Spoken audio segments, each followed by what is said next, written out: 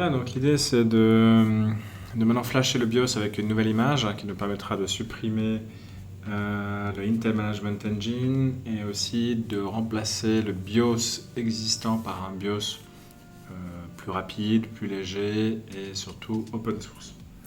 Donc pour ce faire, il fallait déjà upgrader le BIOS en version 1.14 pour le contrôleur embarqué. Chose qui a été faite, ça a l'air ok. Donc, comme vous le voyez, il n'est pas encore mis à jour, hein. J'ai seulement 8 Go de RAM, j'ai un petit disque dur et puis la batterie elle a largement vécu, donc tout ça on va le remplacer. Pour le moment, il va falloir désosser la machine et se brancher directement sur le chipset qui contient le BIOS. Et pour ce faire, on a besoin d'un Raspberry. Donc pour préparer le Raspberry, il faut quand même que j'installe des softwares, hein, parce que les flash ROM et compagnie ne sont pas installés. Et il faut que je connecte les câbles comme ça, vérifier si c'est bon.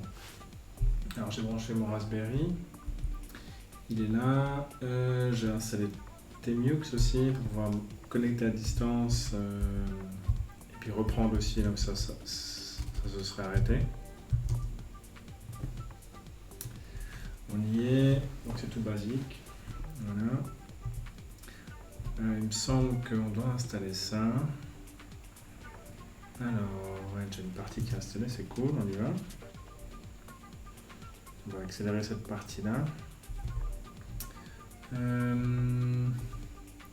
Ensuite, ouais, il me semble bien qu'on récupère le soft flash ROM. Parce que lui il est gentil, mais il ne le donne pas. Non. On va essayer comme ça.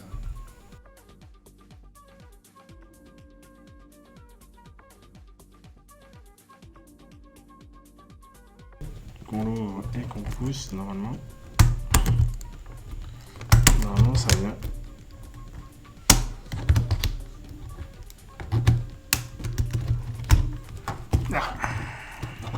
Voilà. Fais attention parce qu'il y a un petit connecteur ici.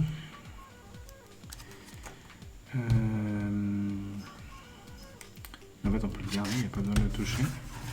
Et les puces qu'on cherche, elles sont en fait en dessous là. Les puces qu'on cherche, elles sont en fait en dessous. On va faire, c'est qu'on va déconnecter ça.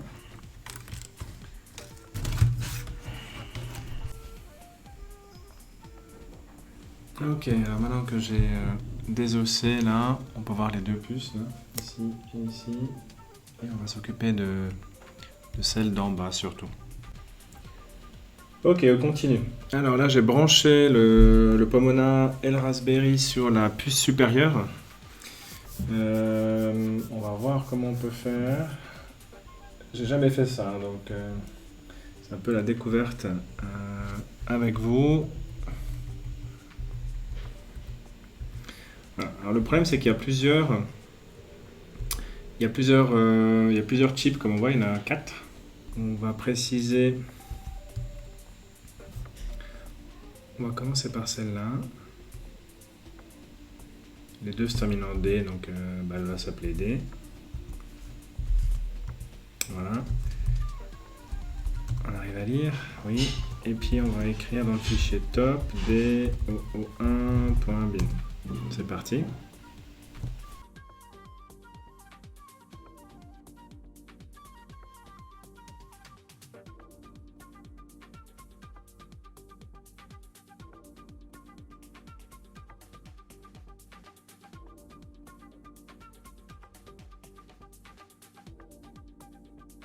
Là j'ai deux copies. On va faire un SHA-512 sum. Mes fichiers ils s'appellent top quelque chose. Donc il va les comparer. Et on voit qu'ils sont parfaitement identiques. C'est une bonne nouvelle. Donc on va continuer dans notre sauvegarde avec les deux autres valeurs. Cette fois, c'est pas D, c'est E. C'est cette lettre-là, hein, où j'avais fait la différence. Où est-ce qu'on en est? On va enlever ça. Ok, et puis on va écrire dans top E001 bin, c'est parti.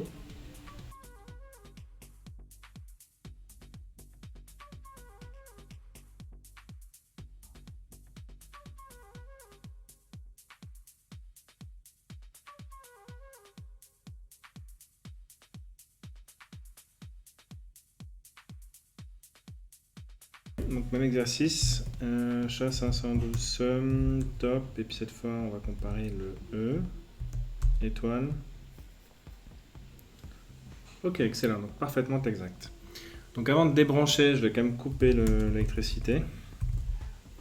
Et on va inverser tout ça.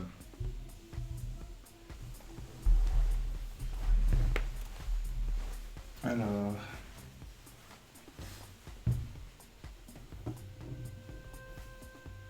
Attends, je coupe l'électricité. Voilà, c'est plus sûr. Je débranche le clip. Et je le rebranche. Donc il y a un sens, hein. Faites pas nimp. Moi je sais que celui-là, là, c'est l'électricité. Et on réapplique l'électricité. Voilà, ça redémarre. Et on va continuer avec la puce du bas.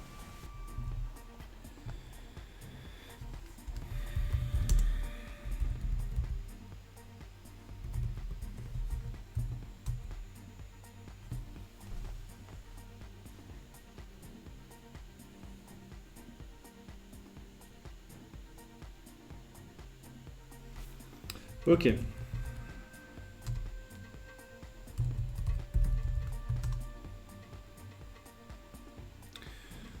Voilà, donc on est bon. Ce qu'on va faire maintenant, c'est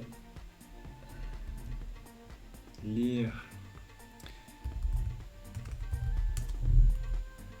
les puces.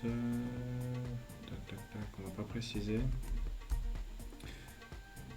Voilà, donc on voit que c'est d'autres puces. Je suis un peu embêté, du coup je sais pas laquelle c'est. Et dans le doute, bah, je vais tout prendre. Comme ça on pourra toujours revenir en arrière. Donc ça c'est la première, on va l'appeler bottom. Je vais leur donner le code. Je prends juste la fin 405 001 001 bin. Lecture, c'est parti. Et puis on voit que celle-là, c'est effectivement une 8 mégas.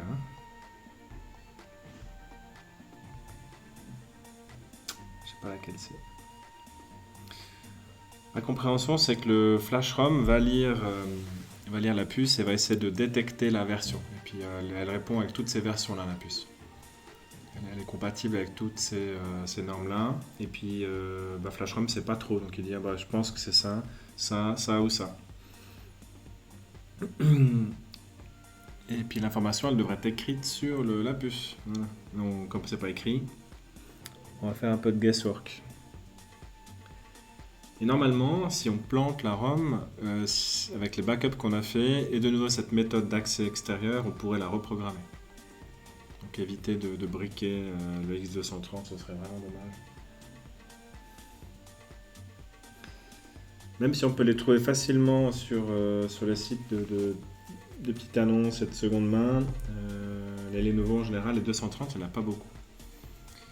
Là, ces temps, je vois beaucoup des séries T, des 430, des 400 même. Ok, donc ça c'est la première. Hop, sécurité d'abord, on fait une seconde copie qu'on va comparer à la première, comme on a fait avant. Ok, on fait vite le SHA-512 sur bottom étoile.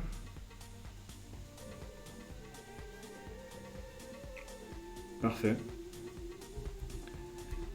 Parfait. Je propose qu'on continue avec celui-ci.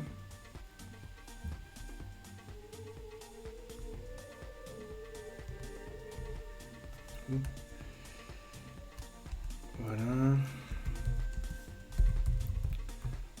Donc ça, ce sera bottom 406 E 408 E 001.bin. C'est parti.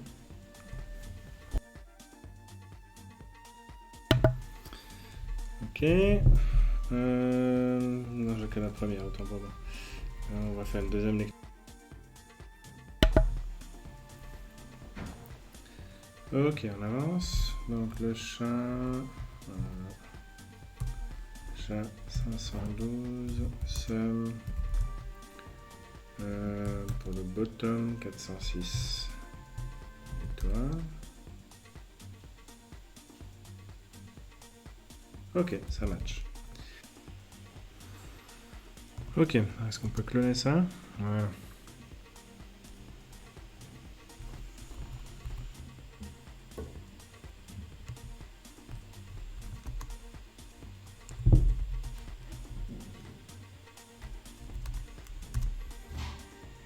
Ah. Ouais, j'ai récupéré l'URL depuis le site principal.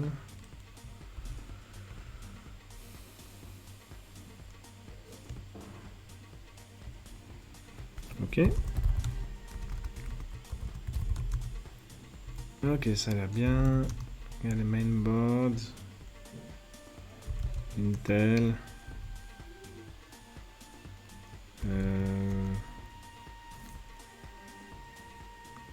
Ok. Ah, il y a même PC Engine. Excellent. Beau travail.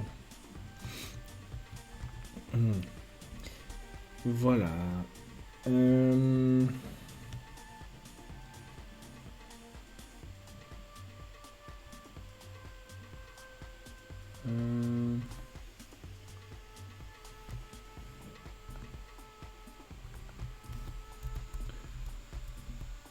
Alors, on a tout qui est prêt. Ce qu'il faut faire maintenant, c'est combiner les deux fichiers ROM top et bottom pour faire un seul fichier. D'accord.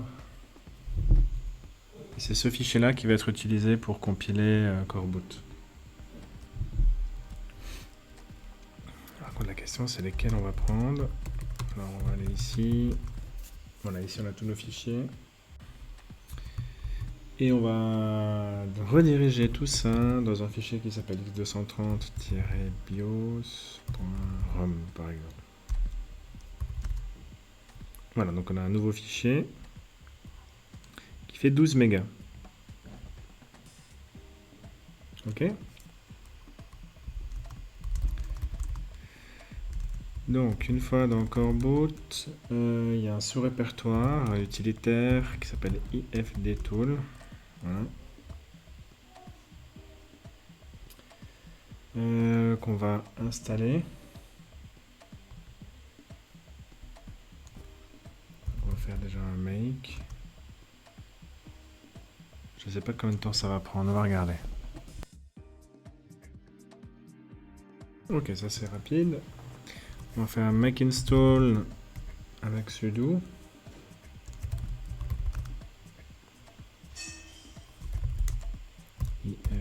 ifdtool. User local bin, super. Et maintenant cet outil-là, on va pouvoir extraire les blobs. Alors les blobs, c'est des morceaux de... C'est des morceaux de la ROM qui composent différents éléments matériels. Donc on va les extraire, on aura un descripteur Intel, on aura le BIOS en lui-même, on aura le Intel Management Engine, on aura le firmware Gigabit et puis encore des données qu'on va pas tellement utiliser. Voilà, donc ça veut dire que si on va dans X230 Backup, on est capable de faire ifdtool, extract X230, et puis on devrait terminer avec 5 fichiers. Voilà. C'est ce qu'on a les flash regions.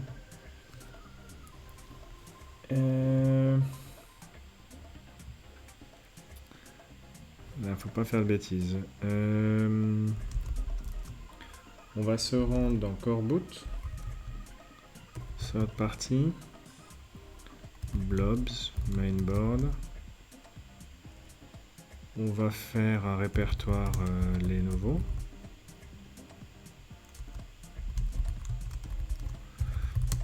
répertoire X230. Voilà. Depuis ici, on va déplacer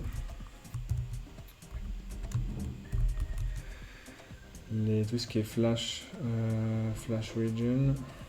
Donc flash region, on récupère les fichiers, on les met ici. Donc voilà, j'ai mes 5... J'en ai pas 5 1, 2, 3, 4, 5... non, autant pour moi, allez, 4. Maintenant qu'on a ça, ce que j'aimerais faire dans X230, c'est installer le cleaner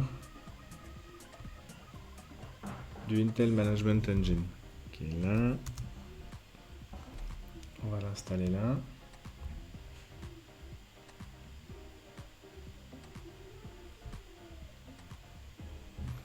Ok, voyons voir ce qu'il y a dedans. C'est un fichier Python. J'ai Python. Donc on va faire un Python mi-cleaner.py-c. Et puis là, on lui redonne X230.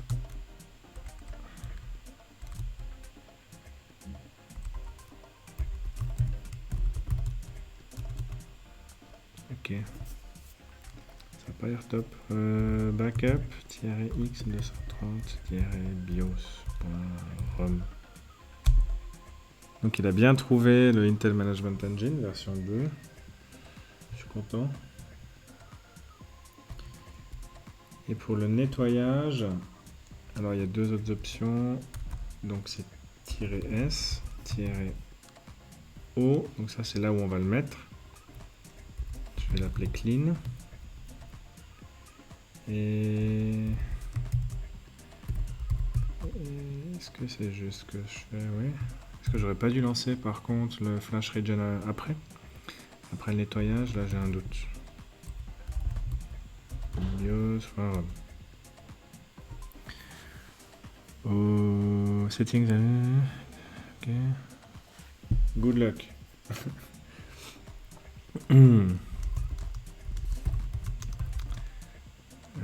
Ok, j'ai une version clean. Je reviens dans... Je vais refaire IFDTool sur cette version-là.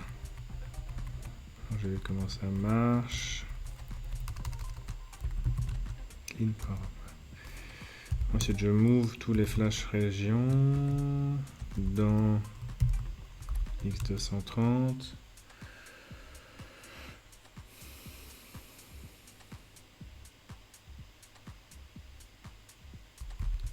Core boot, c'est parti. Mainboard. Alors, blobs, mainboard, Lenovo, X230.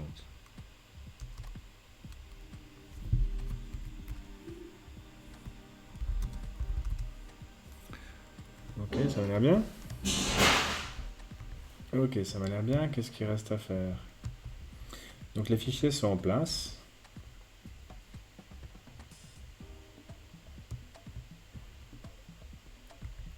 Qu'est-ce que je dois les renommer en GBE? Je crois que je dois les renommer quand même. Donc le descriptor.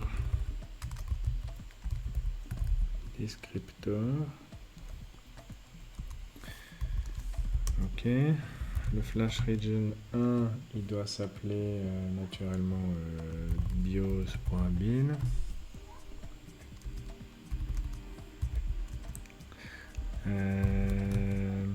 Le 2. Annick mi.bin. Move flash région. Et celui-là il s'appelle gbe.bin. Voilà. Donc là on a les fichiers.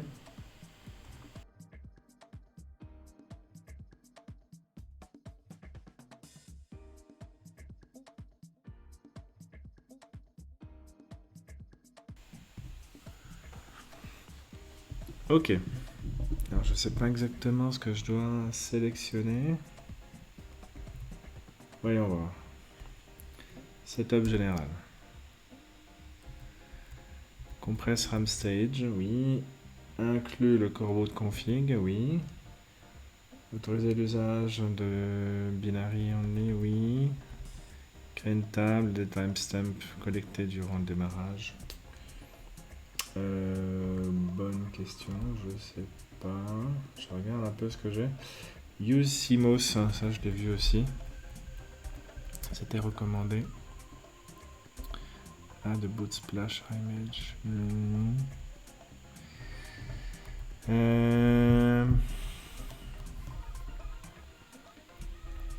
Pourquoi il est sélectionné celui-là?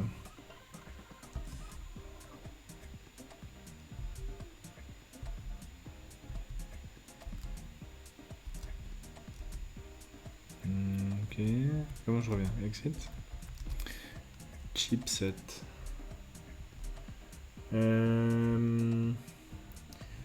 Add Intel descriptor. Chipset.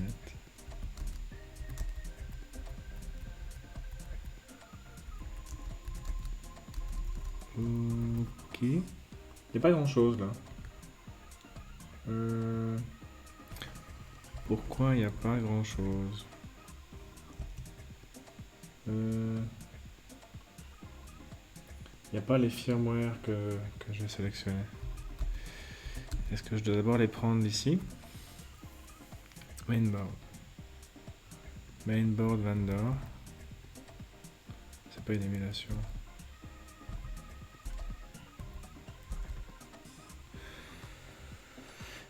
ROM chip size. Alors ça, faut le changer. C'est du 8 mégas. Il l'a pris. Ouais. La taille du CBFS. CBFS.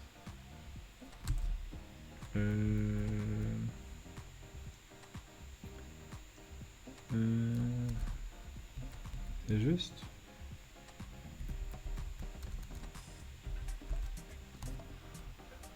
« 100 000, oui.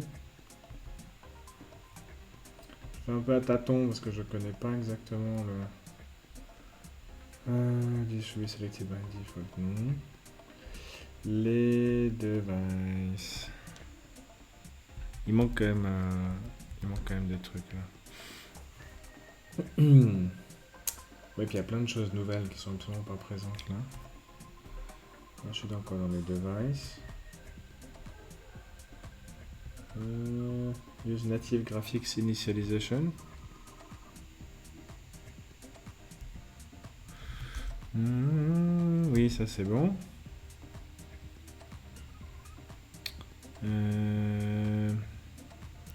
Add a VGA BIOS image. Ouais, ça, à mon avis, j'en ai besoin.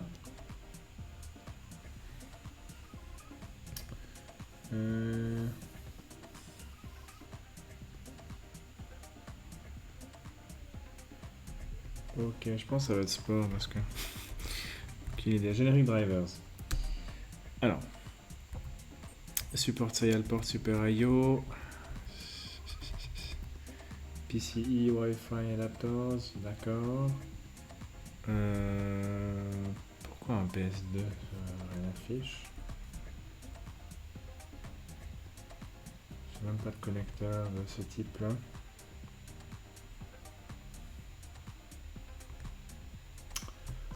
Non. Je regarde un peu les autres sites de référence pour voir ce qu'ils conseillent.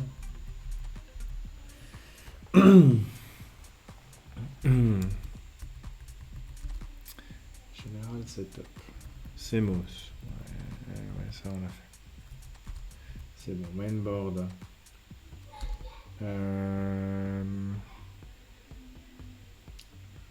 Ouais. Par contre, le ROM chip size.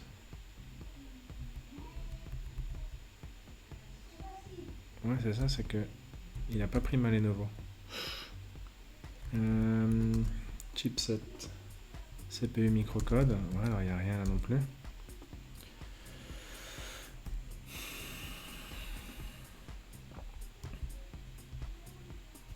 Ok, device. Donc, graphic initialization là.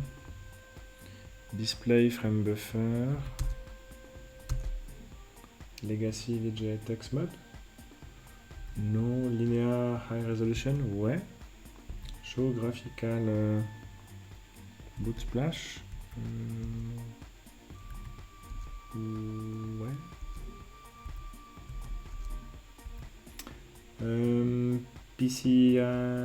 PCI Clock Power Management. Oui. ASPM. Oui. Alors, Video Biostable. Binary. D'accord. Ok. Generic driver. Pourquoi est-ce qu'on revient sur ces claviers là? Je comprends pas. Bon, on verra bien. Payload. Allons-y. Payload. Donc, on sélectionne bien le CBIOS. Ah oui, on peut. Ok. Elf, boot, FIFO, Grub, Linux BIOS, U-boot, Yabits. Ok, c'est sympa. Non, alors juste CBIOS. Parfait. Donc ce sera un 1.14. Parfait. Le keyboard decimal value c'était 10. C'est un timeout en millisecondes. Hein. Include generated option. Oui. Ensuite, LZMA. Add LZMA compression. Oui. Secondary payloads. Oui. Le core info. Et le NVRAM CU. Parfait. Quoi d'autre? Inclusion. Ok, je vois rien d'autre. Qu'est-ce qu'il y a ici? La console. 115-200. D'accord, on me rappellerait. Sécurité. Ok. Si je fais un save. Voilà, donc il y a bien un truc qui manque, c'est quand on va dans mainboard. J'ai pas mal Lenovo.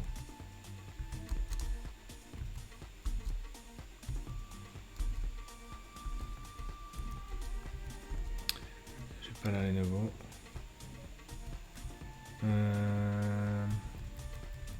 Je cherche. Oui. Ah. Beau modèle. X230. Croisons les doigts. X230. ThinkPad. Wow. Cool. Donc la taille, pardon, ce sera pas 8, ce sera 12. Ouais. Ok, tout ça c'est bon. Exit. Est-ce que j'ai oublié quelque chose? Oui, je pense dans les chipsets. Maintenant que j'ai sélectionné les nouveaux, j'ai plus d'options. Voilà. Et on cherche le CPU microcode.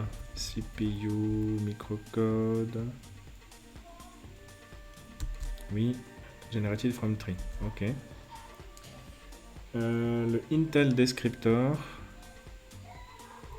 Intel Descriptor.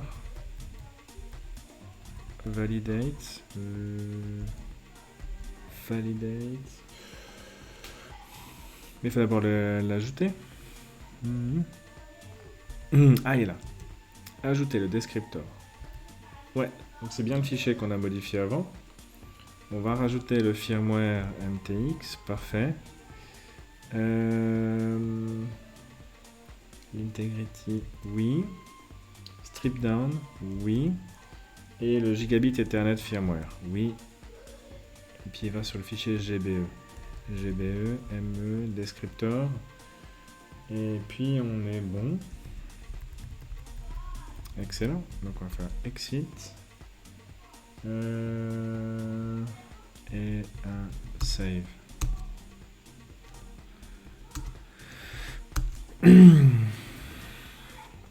Voilà. Donc maintenant on fait un save def config. ça va générer un fichier devconfig qu'on peut consulter. Et il doit y avoir... OK.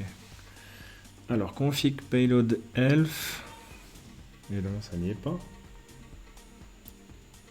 Qu'est-ce que c'est que ce truc? 230, ouais, le micliner, boot splash, fantastique.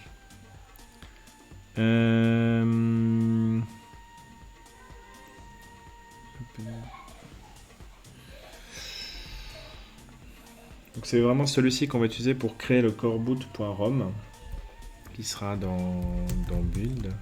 1er novembre, config, rien. Utile. Ok, donc c'est ce qu'il vient de faire là. Rien du tout.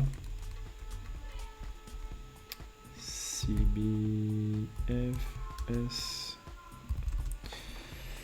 Il y a un fichier qui me paraît bizarre là. Il y a un fichier qui m'interpelle.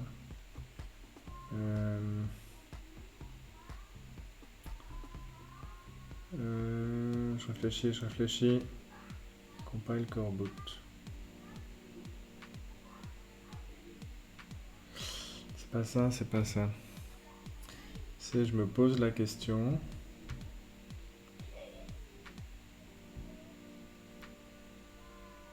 Ouais, voilà.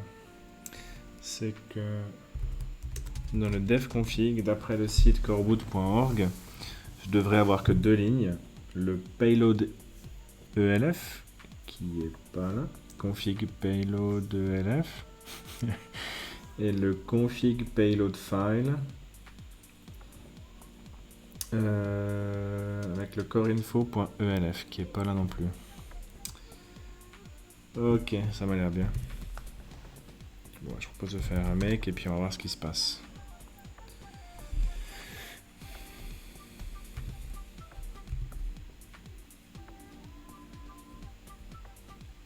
C'est finalement la dernière étape avant d'injecter le fichier ROM dans la puce qui est là.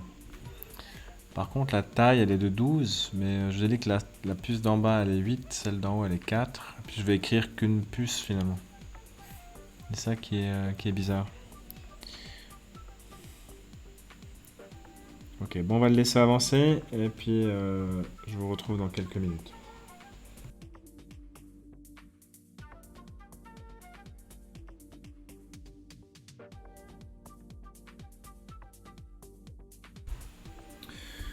Ok, donc j'ai réussi à terminer la compilation.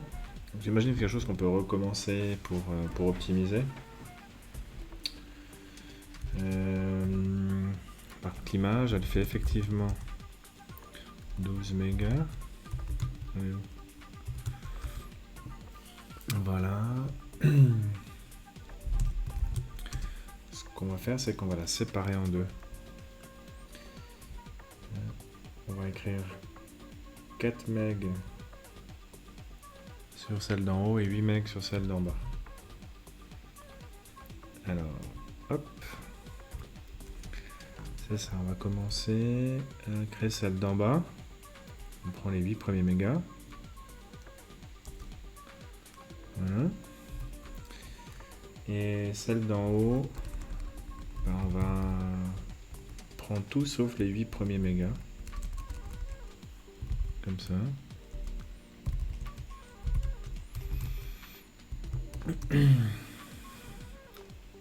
Extra. Donc on va commencer à écrire les 8 premiers mégas. Tout simplement parce que c'est déjà branché sur celle d'en bas. Par contre, il faut remettre absolument le même nom de puce qu'avant. Qu'au tout début. Sinon ça va être difficile.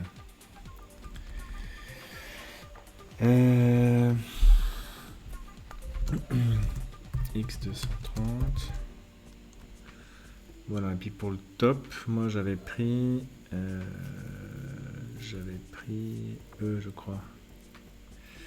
Qu'est-ce que j'avais pris? Faut que je regarde, bougez pas. Et c'est bon, j'ai retrouvé mes petits. J'ai revisionné les vidéos que j'ai faites. Donc pour celle d'en bas, j'ai utilisé la 406E. Donc voilà, ça c'est la ligne de commande que j'ai utilisée. Et maintenant on va faire l'opération inverse. Donc plutôt que de faire un read, et puis j'avais écrit top, on va faire un write. D'abord on va lui donner le nom de la puce. C'est error prone, là on va faire ça comme ça. Voilà. On va faire un write de core boot build core boot bottom. Voilà, donc c'est là où ça doit, si ça doit casser, c'est maintenant. Et donc là je vais écrire les 8 mégas dans celle du bas. J'ai pas fait de bêtises, non. On y va. Croisons les doigts. Et après on fera la même chose pour celle d'en haut. Voilà, on arrive au bout. Donc ça s'est bien installé. Je suis très surpris. On va brancher sur la puce numéro 2. Je vais éteindre pour éviter les surtensions. Power off. Ouais, c'est juste. Ok, on est arrivé au bout. Ça veut dire que maintenant, on doit pouvoir démarrer l'ordinateur. On va éteindre le Raspberry. On n'en a plus besoin. Voilà, la machine est prête. On va pouvoir la démarrer. Si, BIOS, ça commence bien. Alors, je ne sais pas s'il y a le petit logo là qui va s'afficher. Ça, j'avais un peu le doute pour la partie VGA. Il y a un boot menu. Et on arrive là. Qu'est-ce qu'il fait? Core Boot Configuration Utility. Option démarrage fallback. Compteur 0, debug level debug. NMI, je sais pas ce que c'est. Power on after fade, disable. Première batterie, primary. Bluetooth et WAN enable. Appuyez sur F1 quand c'est fini. On va faire F1. Et ok, TPM configuration, c'est quoi? Trusted platform is a hardware device in this machine. It can help verify the integrity of system software. Il y a un Windows 10 dedans, celui d'avant pour voir s'il arrive à démarrer. Ah ouais. C'est bizarre, le logo il a un peu de travers là.